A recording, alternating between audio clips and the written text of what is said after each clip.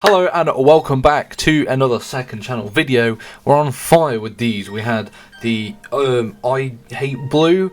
Well, it wasn't I Hate Blue, but I did hate blue in that clip, which was basically just a full version of something that was on the main channel, because I didn't want to put anyone on the main channel through the pain of that video. Then we did Versus Battle with Wadism, where we did Star Wars, and we also did a Marvel version of that over on his second channel, which is called Wad 2 Wad Harder. Don't ask. A while back we did a tier list of Marvel films, and so I felt it only right to do a tier list of Star Wars films and TV shows. Not as many to go on as Marvel, but maybe there's more to conversate about. I don't know. I do promise that a Lego Therapy is going to come soon. I know it's been maybe 3 months since the last Lego Therapy. I don't know. I've got loads of sets still to build. It's just finding the time to sit there and talk for nearly 2 hours. Normally the recordings are for Lego Therapy, but it's coming. It's coming. Anyway, let's get on with this tier list. So, we've got all the shows, I think, except for that one Resistance show, but I've not even seen that, and I don't want to talk about it anyway. So, the tiers, we have Sith Lord at the top. I don't know why. Grandmaster, Master, Knight, King, Padawan, and Youngling. So, we have The Phantom Menace, the first Star Wars film. And you know what? I feel like this is a controversial one, because for me, this was my introduction to Star Wars. The film I watched all the time growing up as a kid. I remember they re-released it in a 3D version, and me and my dad went to see it because I was such a big fan of this film. This is my Star Wars film. It's not perfect. Watching back on it now, yeah, it's not perfect, but the mall scene's incredible. The pod racing's good. I'm gonna put it in Grandmaster. Again, that might be controversial, but I'm gonna stick to it. I'm gonna go with it. Okay, Star Wars The Clone Wars. This is what reintroduced me to love Star Wars again. I loved it as a kid. I fell off and didn't really pay attention to it for a few years, especially when the sequels were coming out. I didn't even go to the cinemas to watch them. I wasn't bothered. I didn't care. And then I started seeing clips from Clone Wars when Maul was in it, and it was during lockdown, and I was like, I'm gonna have to give this a go. I'm gonna have to watch it, and it reintroduced me to it. In my opinion, it is some of the best top tier content that Star Wars has to offer, especially in its later seasons. I think it's where Star Wars shines being animated. I'd love to see more stuff like this, and well, we're getting that with Tales of the Jedi. So for that, it's going top tier. It's going in Sith Lord. Next, we have Mandalorian. Mandalorian's a tricky one for me because, I mean, it's incredible. Don't get me wrong. The second series especially was incredible. We got Ahsoka, we got Luke. But I do want to see some improvements in Season 3. It needs to get out of the trap of just being, oh, this is one episode and we're in this location doing this task. Next episode we're in another location and we're doing this task. There needs to be more consistency and building of the story. I didn't agree with how they brought Grogu straight back to him in Boba Fett, but whatever. It's good. I'm gonna put it in Grandmaster. I feel like I'm being too kind with these Book of Boba Fett, and I'm not gonna waste any time with this. I'm gonna put it in Padawan. If you take out episodes 4 and 5, it's actually quite shit. The first episode was meh or whatever. Second episode was like, oh yeah, this is getting better. Third episode, no. Mando comes in, incredible. Episode 5, top tier Star Wars content, Ahsoka and Luke. If we're basing it off of that episode, then it would be top tier. But the last episode let it down. What was that 360 spin all about? For me, it just didn't. I got excited when I saw that this show was released, because I remember as a kid bounty hunters being some of my favourite characters. I used to have the Nerf guns of Cad Bane and, well, the other one was Rex, but Boba Fett was always like the big bad guy of the bounty hunters, especially from the originals. I didn't do anything. I had more to complain about than I did be happy about with that show. Again, except for those 2 episodes. The beginning, the original, we have A New Hope. This is gonna trigger a lot of people. It's gonna go in Master. Okay, I'm putting it below The Phantom Menace. It started everything. It's amazing. Dated a little bit, don't get me wrong. It's still good. It's still a good film to watch. And again, it started all this. We wouldn't have all this without that one film. But it's not one that I would immediately immediately rush to watch again and again, like some of the other things on this list. It doesn't stick out to me, especially when you compare it to the two others from the original trilogy. I just don't think it holds up as much, but it's going in master because of what it did and everything. Now we have The Rise of Skywalker.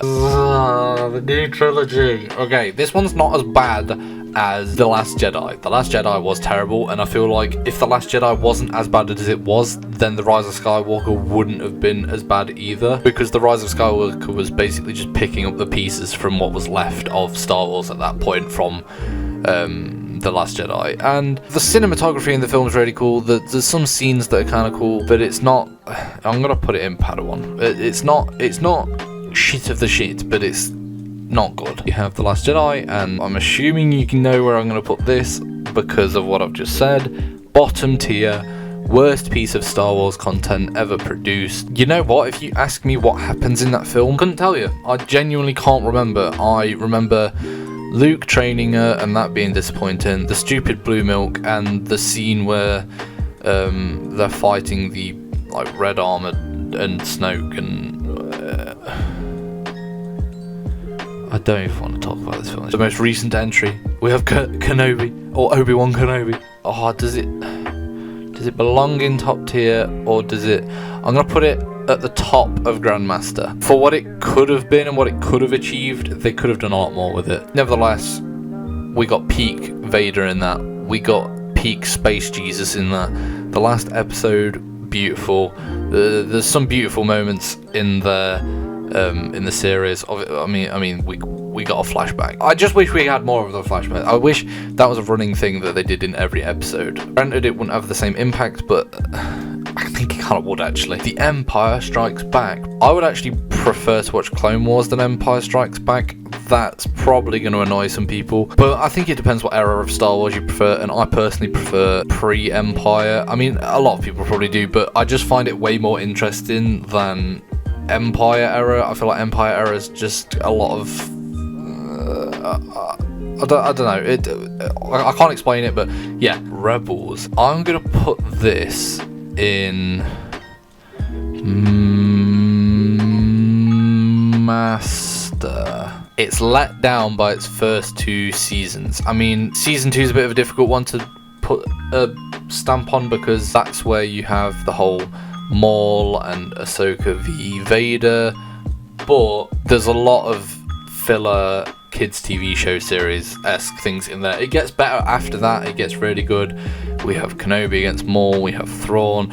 Just it's good after that, but it's kind of held back from its earlier series. You have Attack of the Clones, and that is gonna go, and again, this is purely based off my nostalgic feeling for this film and how I felt about it growing up. It's gonna go there. As a child, that scene in the arena where all the Jedi are there and it's all kicking off, that as a child was like my favourite scene ever, just because I was obsessed with like big battles. You've also got Obi-Wan's fight at Kamino, and it's a good film. I mean, there is a lot of not good parts of that film, but I don't think I have those bad parts in my head because I look at it very nostalgically. Revenge of the Sith, I don't even need to say anything about this. It's just going to go straight to the top. This is my favourite Star Wars film. Peak Star Wars all round. I don't even care if you watch it back now and it's not as good as it was. It's still incredible. I'm actually going to take that comment back. It is still incredible as it was.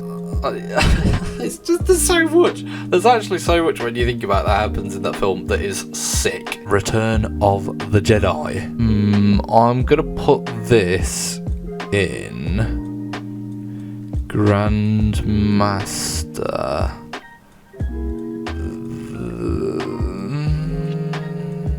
There. This is how I sort of view it from like my childhood and everything. It's a good film, great scenes in it. Overall, not as good as Empire Strikes Back. I would personally say better than A New Hope. The Force Awakens. It actually wasn't that bad. I'm gonna say it. It wasn't that bad. Under Rebels. It sets up really well for the new trilogy. It's just, I feel like because it's held back by the next two films, nothing from that film that was set up was paid off, so it kind of defeats the point of that film. And some of the fights are a bit underwhelming, but overall it's not a bad film. Bad Batch, and I was disappointed by this show. I had so high hopes for it. I'm gonna put it in night. It's got good parts of it, and it's an enjoyable watch. I mean, you've got to think that there are, what was it, like 20 episodes? I can't remember, but there is going to be some filler, but it overall didn't pay off what I wanted it to. And well, the first episode and the last episode were really good.